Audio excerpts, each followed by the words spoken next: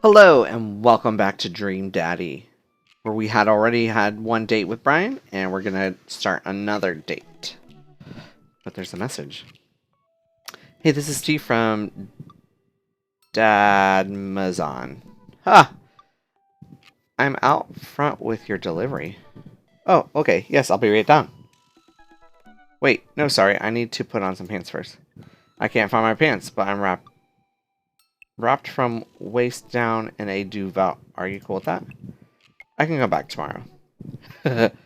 No, wait. I'll be right down. I found some sensible capris. Put on some pants. This is new. What is this? Oh, I got a package. I wonder what it is. Oh, I bet it's the package of socks I ordered. I open the box and start pulling the package. I open up the box and I start pulling the packing peanuts out. Man, these socks reek.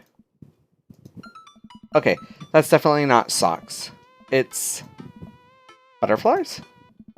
Oh boy, I almost don't even want to know what Amanda was planning on doing with these. Hey Amanda, your box of dead butterflies is here. What's up? Are you sacrificing them? What? You ordered butterflies?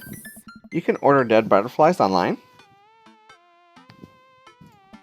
Wait, so these aren't yours?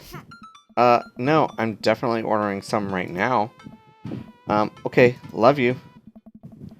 Took a look at the box. I take a look at the box again. Oh, this is addressed to Damien's house.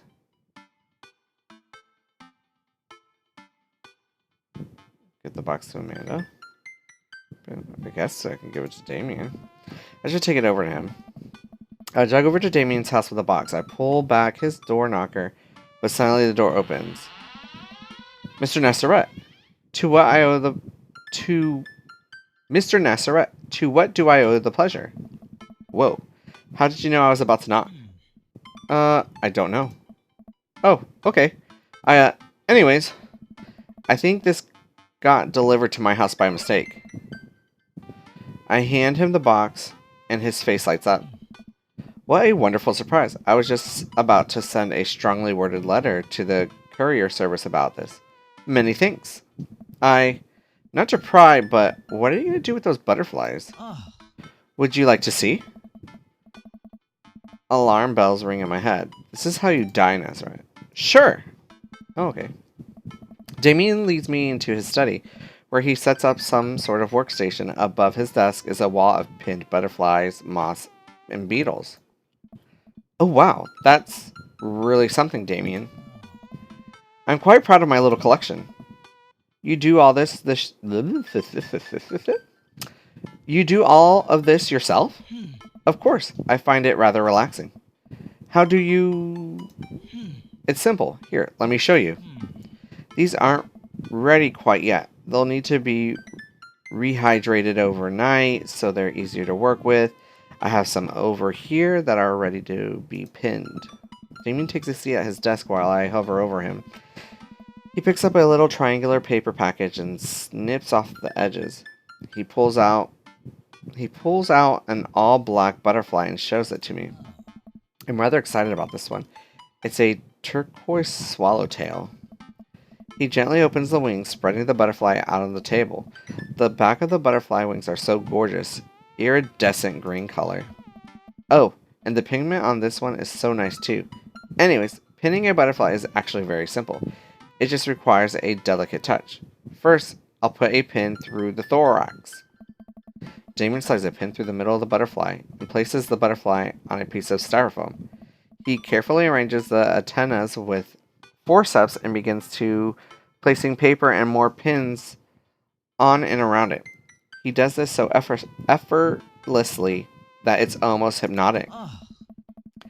I have a frame here that I think this one will look quite pretty in, but I'll need to let it sit for a couple of days until it's ready. And then what? I remove all the pins and put it on display with the others. I took a closer look at Damien's collection. One with bright blue wings keeps drawing my eyes. This one's so pretty. Damien takes off Damien takes it off the wall. Ah yes, the blue Morpho. One of my favorites too. He hands the small frame to me. Here, I think this would be a lovely... Here, I think this would look lovely in your home. Oh, I couldn't take this. I insist, believe me, I have more than enough. Thank you. If you ever have an interest in pinning some insects yourself, you know where to find me. I think I'll leave that up to you. I feel like I'd probably break them in half or... Haha. I think I'd leave that up to you. I feel like I'd probably break them in half with my butterfingers. Nonsense. You have beautiful, steady hands. You would make a fine taxidermist. Am I blushing? Damien walks me to the door and gives me a warm smile as I leave. Do take care of yourself, Doctor. Thanks for allowing me to share my odd little hobby with you. Damien's so sweet. Like, Welcome. that's what makes me like Damien. That wasn't considered a date, was it? No. Okay, cool. Let's go back. Well, let's go... Hold on. Conversation ended. Okay, those are done. Okay. Yeah, back to Brian.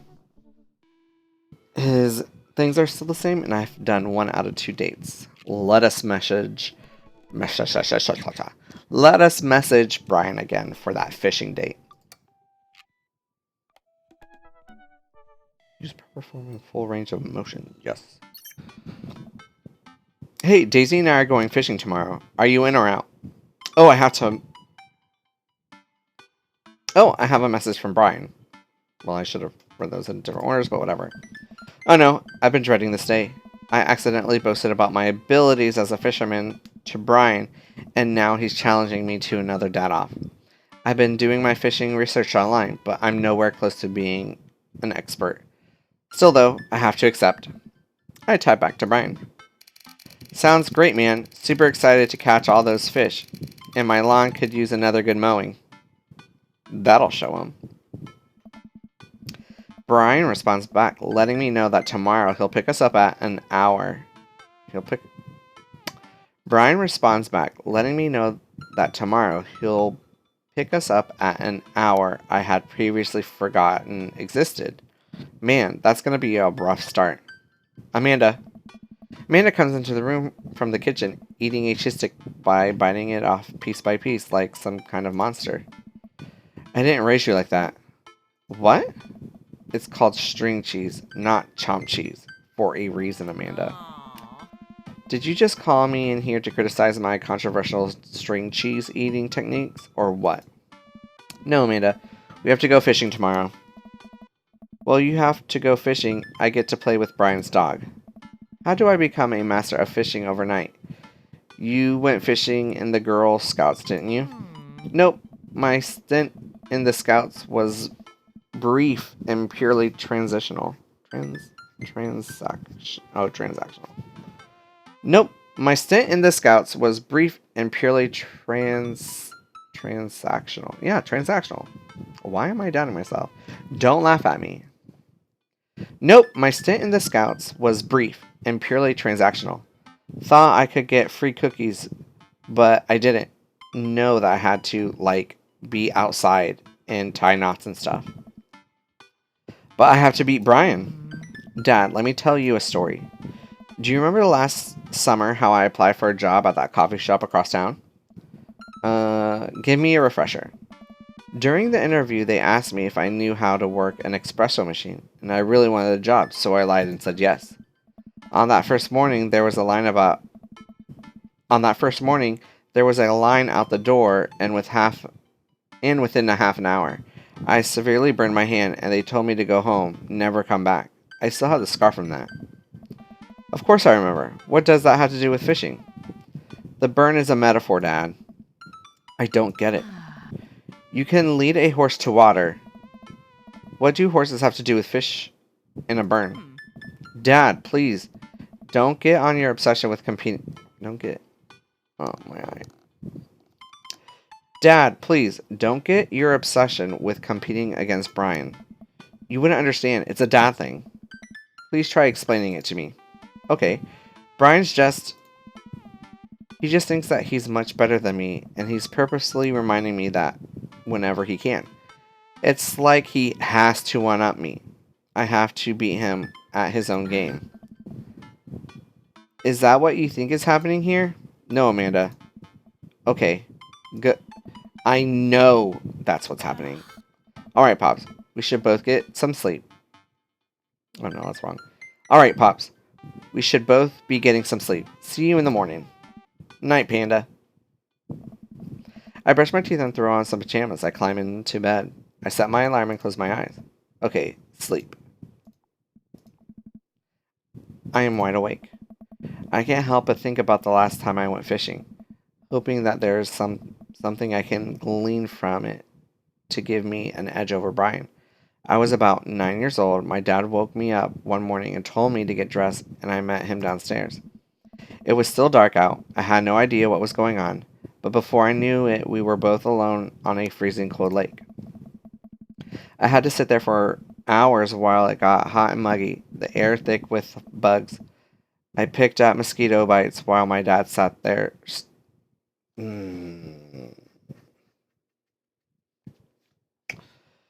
I had to sit there for hours while I got hot and muggy, the air thick with bugs. I picked at mosquito bites while my dad sat in stony silence, fishing pole in one hand and a beer in another.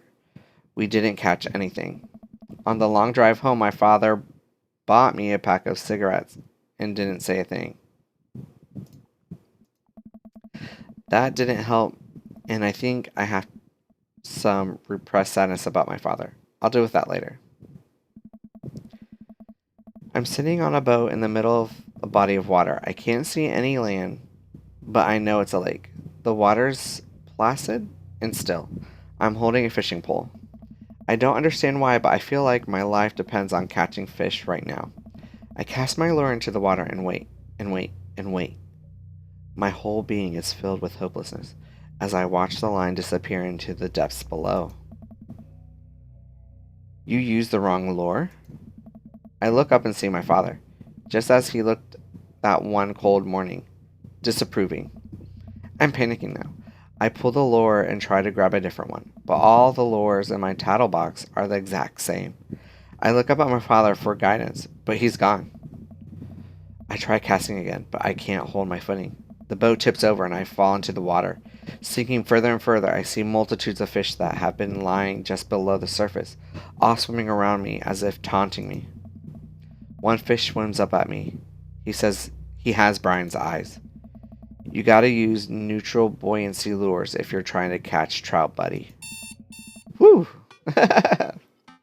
I jolt awake at the sound of my alarm. It's fishing day. That would explain the weird dream. I groggily slip on clothes and get ready. I spot Amanda's door half open and see her still curled up in a mountain of blankets. Walking over to her bed, I give her a tiny kiss on the forehead. Fishing day, kiddo. You ready? No. Well, you gotta get up. I can't do this without you. Also, stop sleeping in your clothes.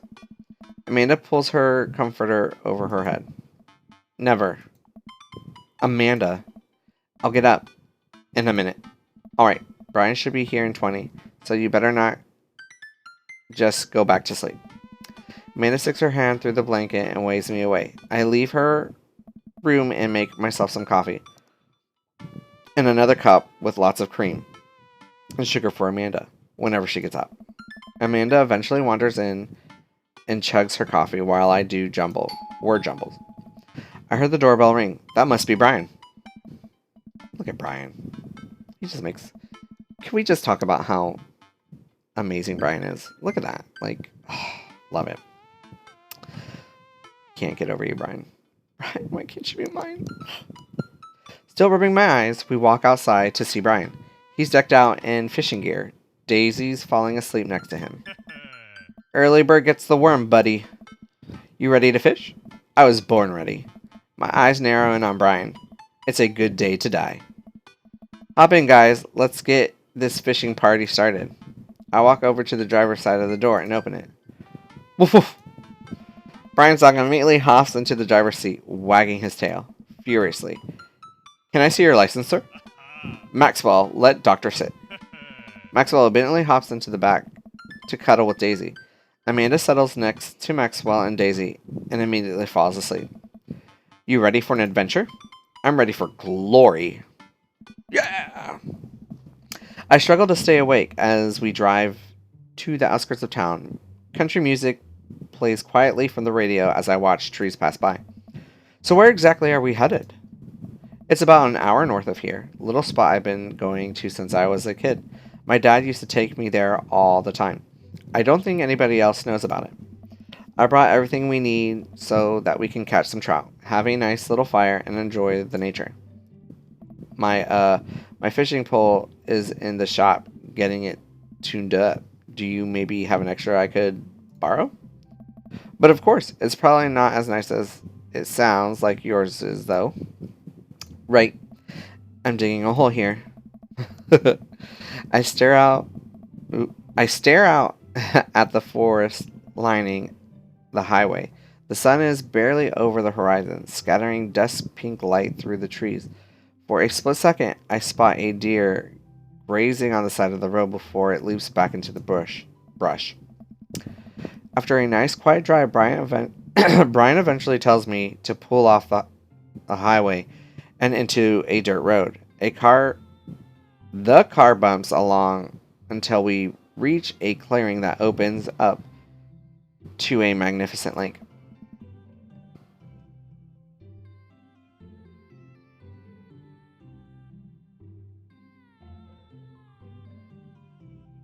Hello? Okay. Well, here we are. Oh, wow, it's pretty. I step out of the car and help Brian unload the gear as Maxwell runs around us barking.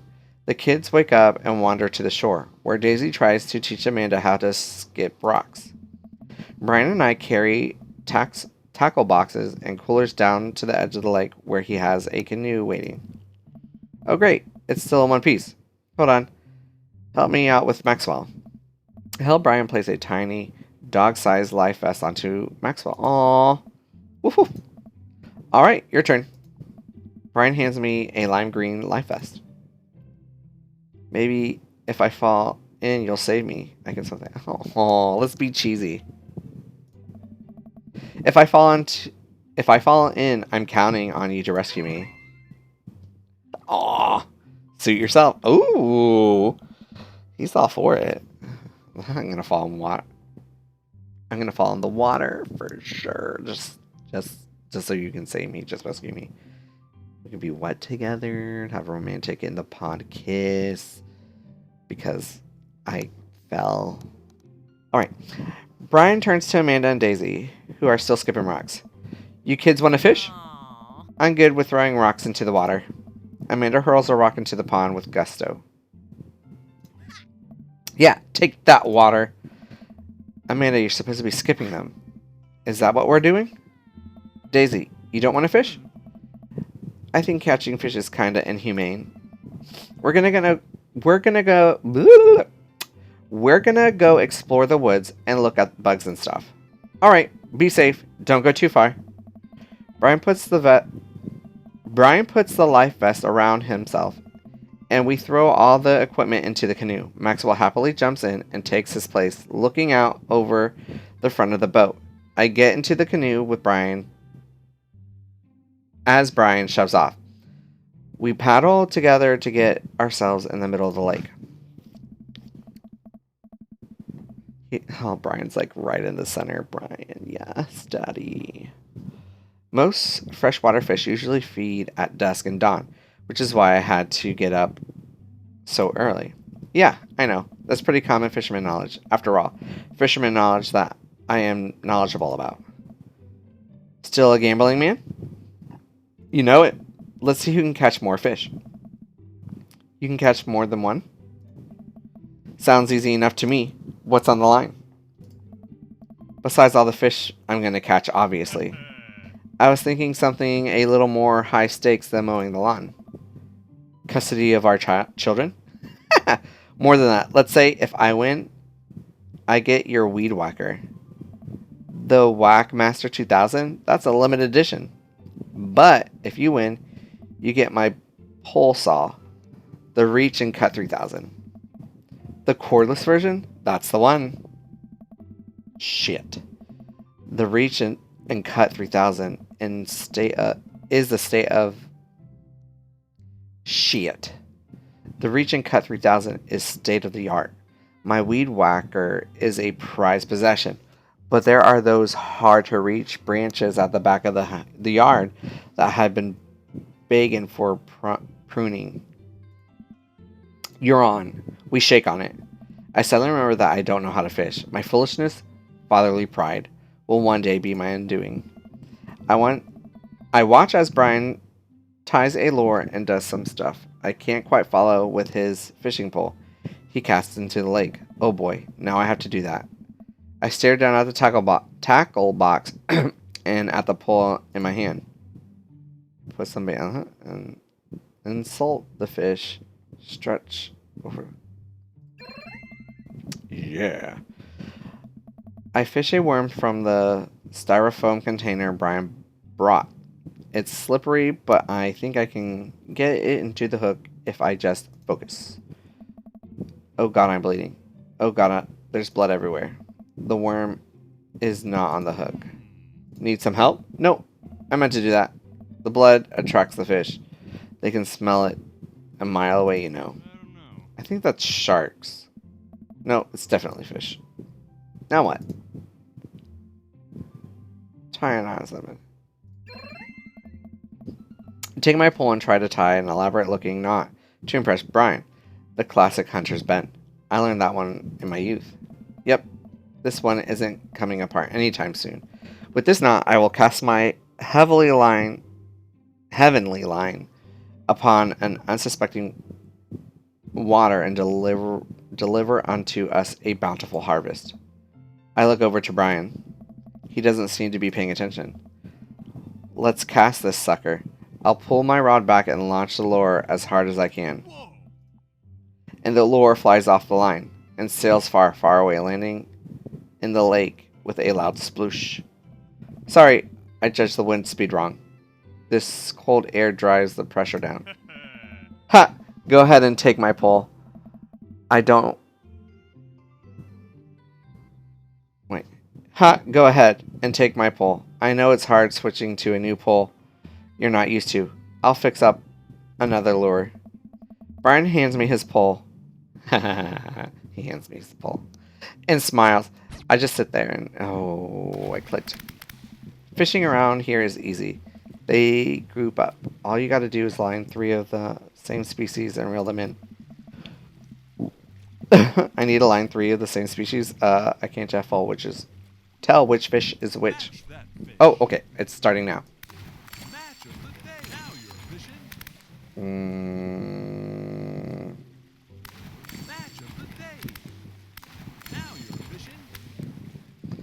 Am I fishing though? Is this how fishing is?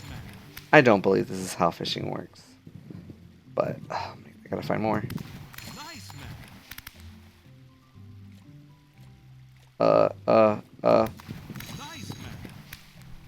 They all look so similar.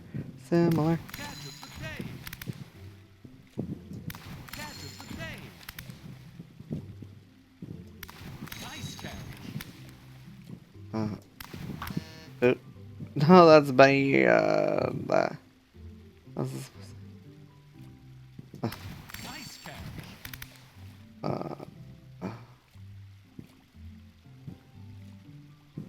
Here we go. Nice catch. Match of the day. Nice catch. Now you're fishing. What? Oh.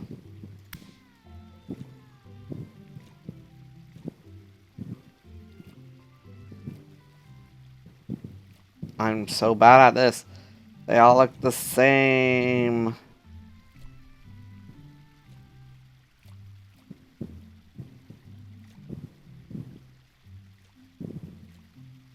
They all look... Oh, I'm doing so bad.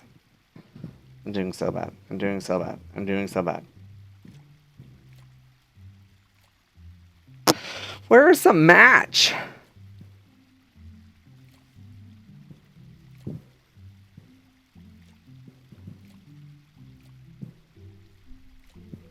Oh man, I did so bad.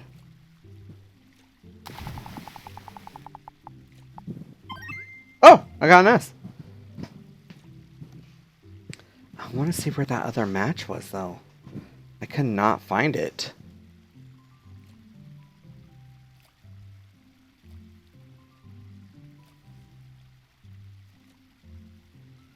I still don't see it.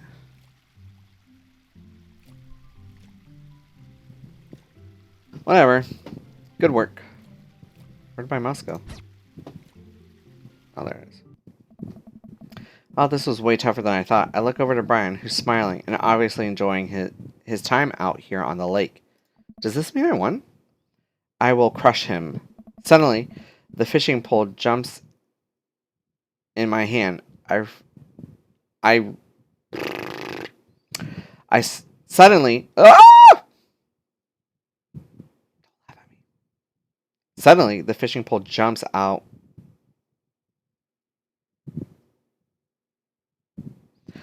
Suddenly, the fishing pole jumps in my hand. I reflectively tug upwards. I think I got something big. The tip of the pole dips down repeatedly, and the line starts to run. Reel it in. I finally get the fish up next to the boat. It's a long, beautiful rainbow trout. Brian hands me a net. It's all yours.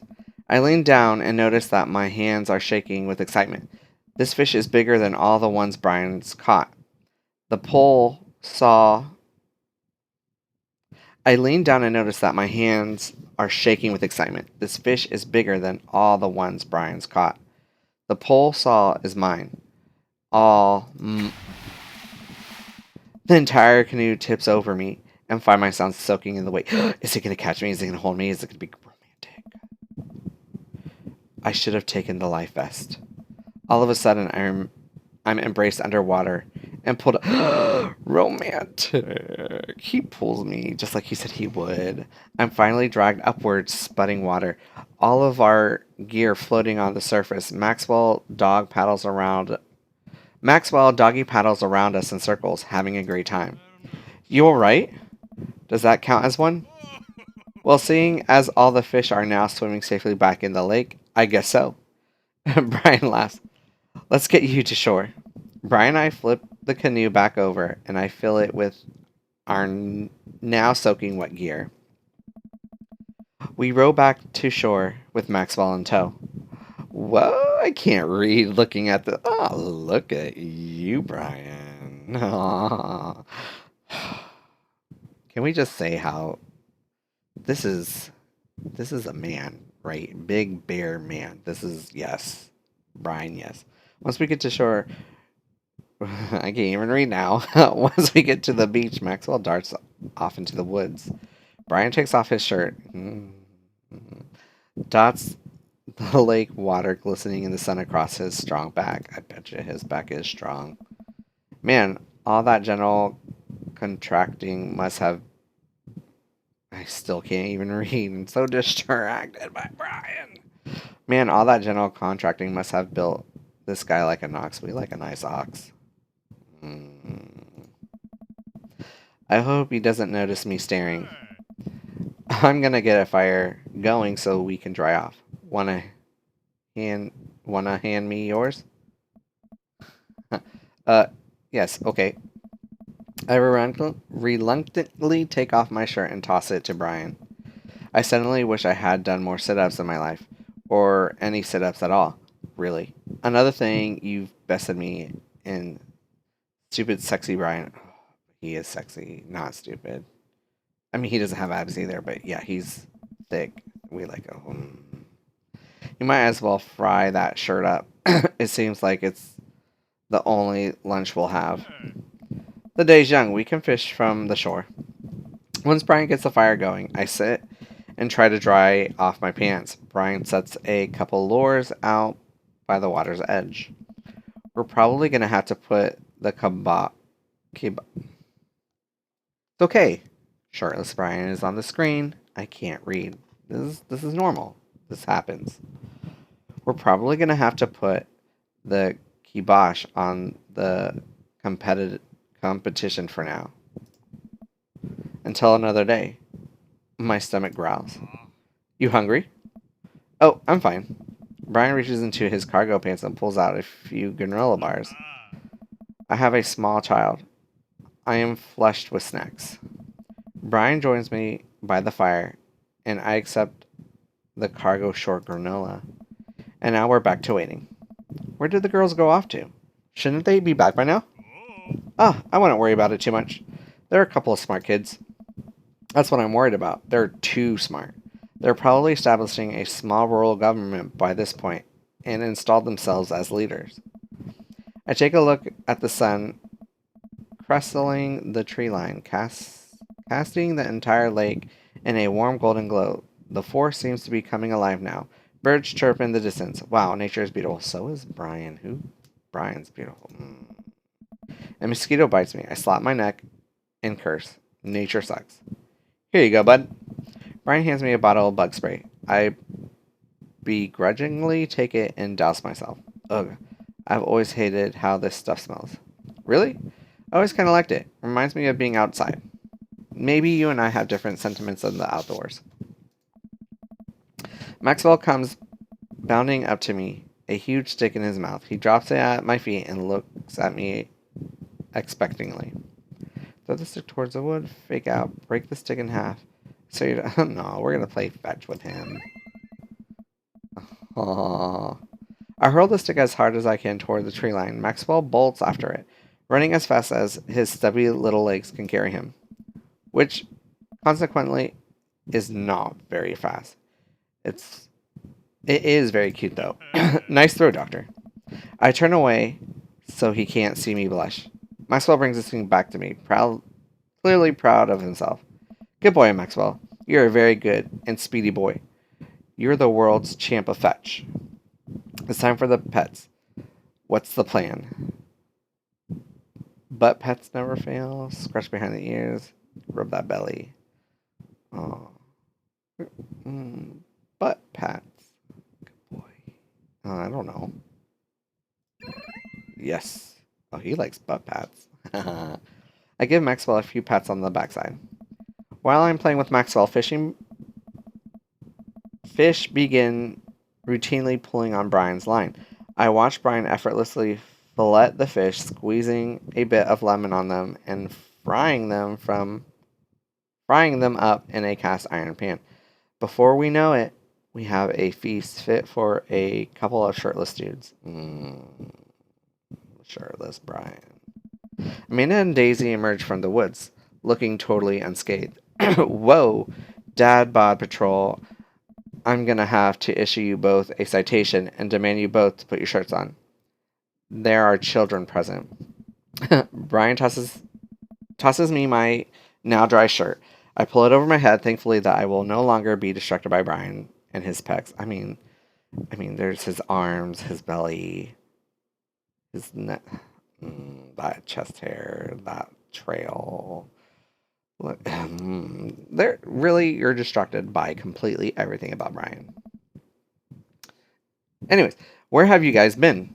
Studying entomology. That's bugs bugs, right? What? We're playing with bugs. I expected you guys to be more covered in like mud and stuff. Daisy looks offended. What do you take me for? A child? I made a hand on Daisy's shoulder. Aww. Right. We take a seat around the fire and Brian serves us all a generous pile of fish on paper plates.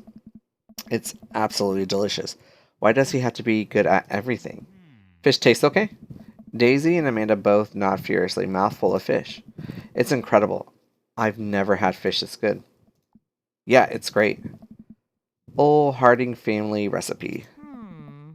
Why are your pants wet? Well, Amanda, we were out there on the lake and then I accidentally tipped over the boat. Don't worry, all the gear floated to the surface so we didn't lose anything. Right, Doctor? Yeah, that's exactly what happened. I can't believe he just covered for me. Gosh, he even out-humbles me. He's trying to beat me at everything, including my world-famous sense of humility. Oh, but that was so sweet.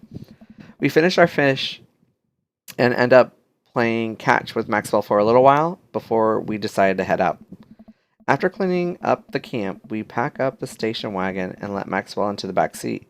The poor pup falls asleep in a cuddle puddle with Amanda and Daisy. They've had a long day. Been an ordeal today, bud. Let me drive you guys home. I want to prove that I'm the most awake dad on the block, but yeah, I'm beat. Fine. As we drive away, I take one last look at the lake disappearing behind us and smile. I rest my head against the window, and low rumble of the dirt road beneath us lulls me into a peaceful sleep. This is very nice music, by the way. Sets the mood. Hey, sleepyhead. I open my eyes and realize that I have dozed off in the car. I self-consciously wipe a bit of drool off my chin. Oh, hey, I was resting my eyes. Just in case we suddenly have to jump into any sort of conflict, so I'm super awake for it. And ready to fight. With my strong arms. It's all good. You're in some rest, buddy.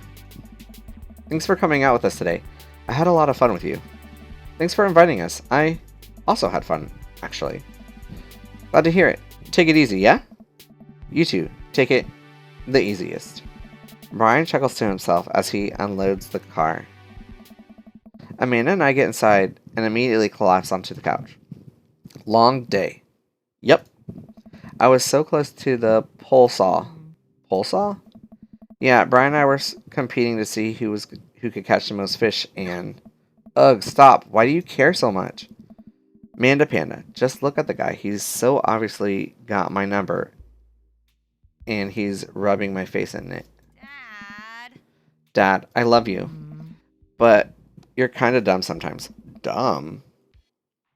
You're clearly the superior... Dumb? Or clearly the superior dad? You know what? I don't have any of the... You know what? I don't have any of the energy required to properly unpack your weird fixation with asserting your masculinity. I'm going to bed. Night. Did she just, like, drip down into the floor? Amanda slides off the couch. Oh, okay, that makes sense. So she slide down and face down onto the floor. I am tired. I am a tired slug. Amanda, that floor is disgusting. I don't care. Well, night, honey. Night, Pops. Yay!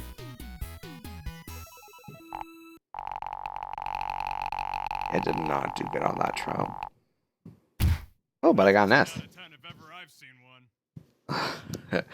You shirtless was 10 out of 10. Yes.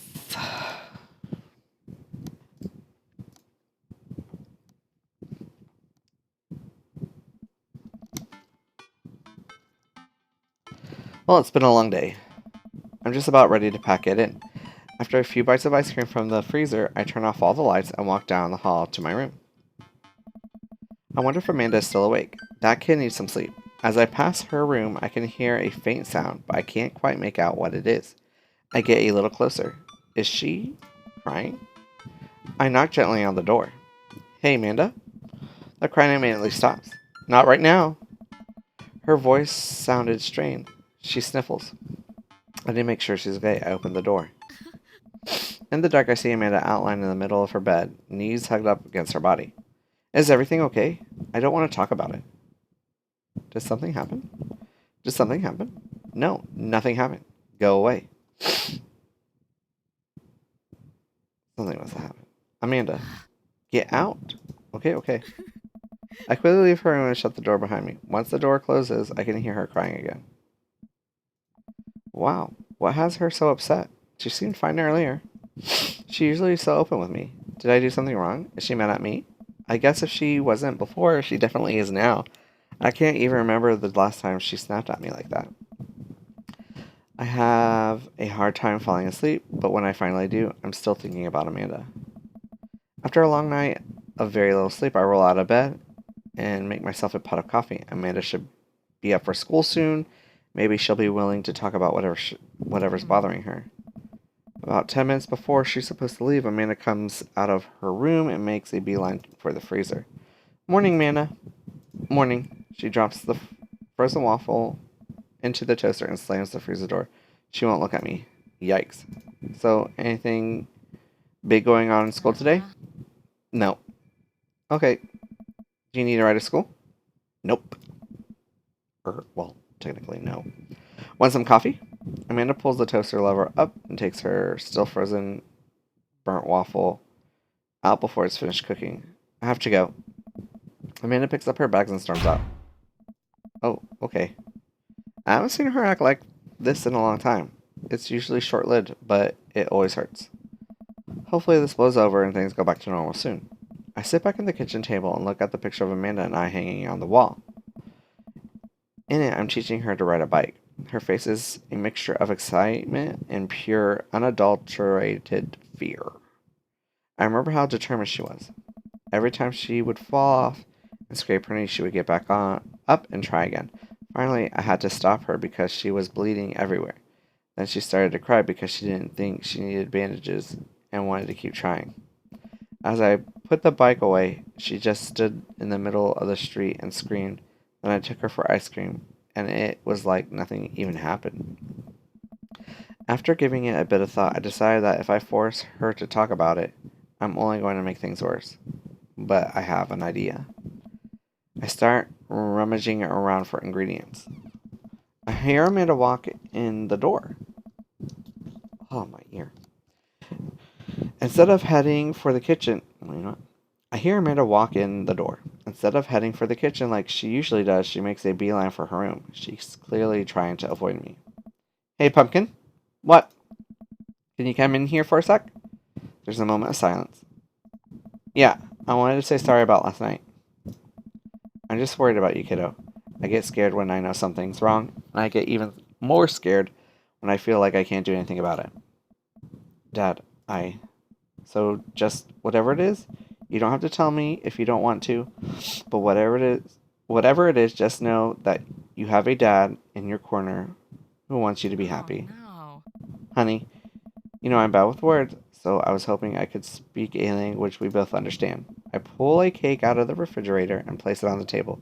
Hopefully the frosting has set by now. Ta-da! Dad! That's so cute.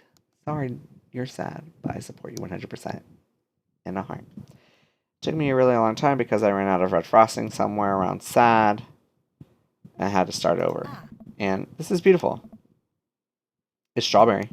And it gives me a big ol' hug. I grab some plates and fork and serve up some delicious cake. So, it's really stupid. What is it? This whole thing. I know I've been really weird lately, and I don't even know how to explain it. I feel like I might have to make you a chart. I'm listening. Do you want me to take notes? I guess you'd start from the top.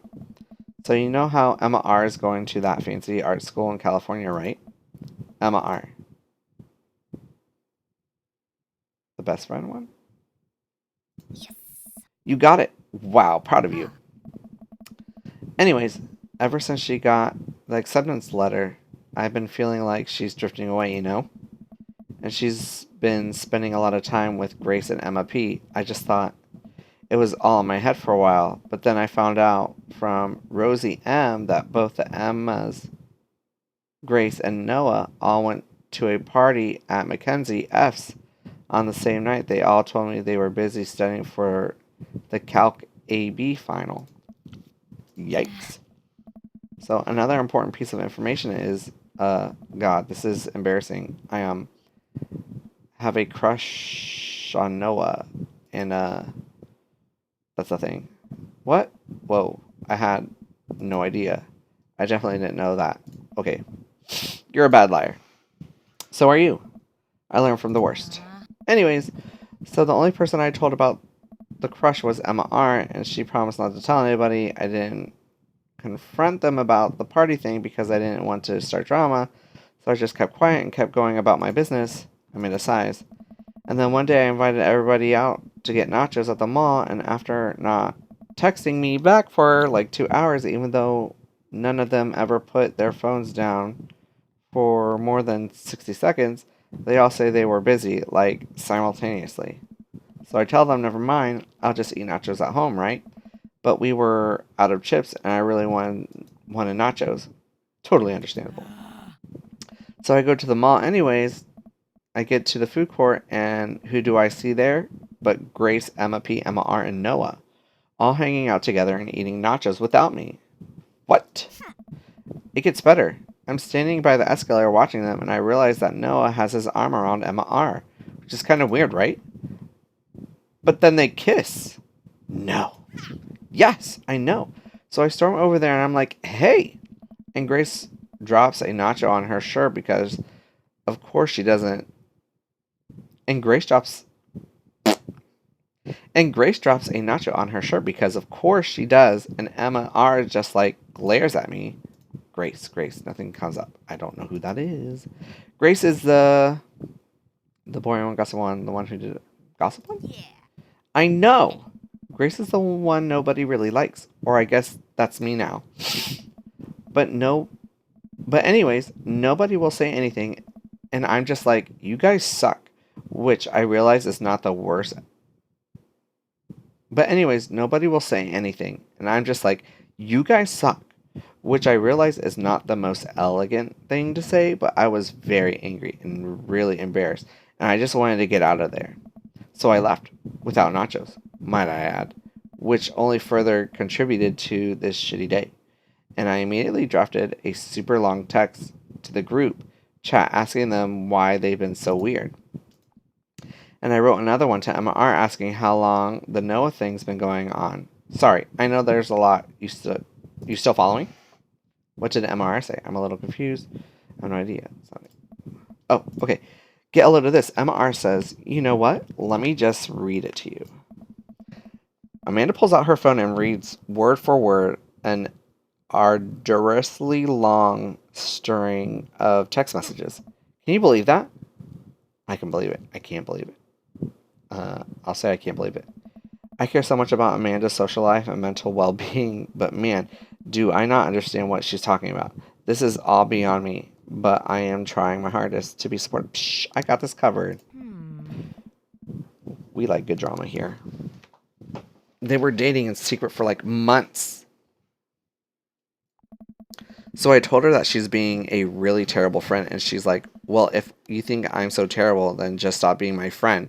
And I was like, okay. And then she left me on read. And then, wait, left you on read? What is that? Oh, like, she saw my message and didn't reply. And I know because there's a like, she saw my message and didn't reply. And I know because there are read receipts. I don't know what read receipts are, but I'm just going to nod and pretend I understand. Gotcha.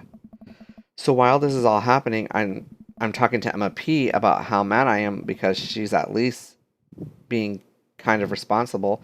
And I'm venting to her about how pissed I am at everybody and stuff. And then out of nowhere, Noah texts me, is like, how could you say that about me?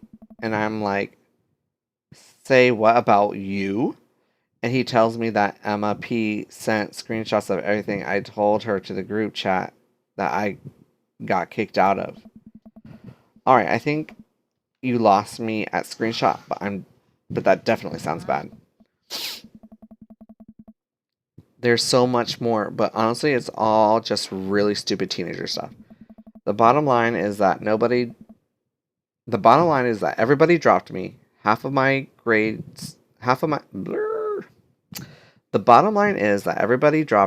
half of my grade hates me, and now I have no friends. Amanda, I'm so sorry. I'm also expected.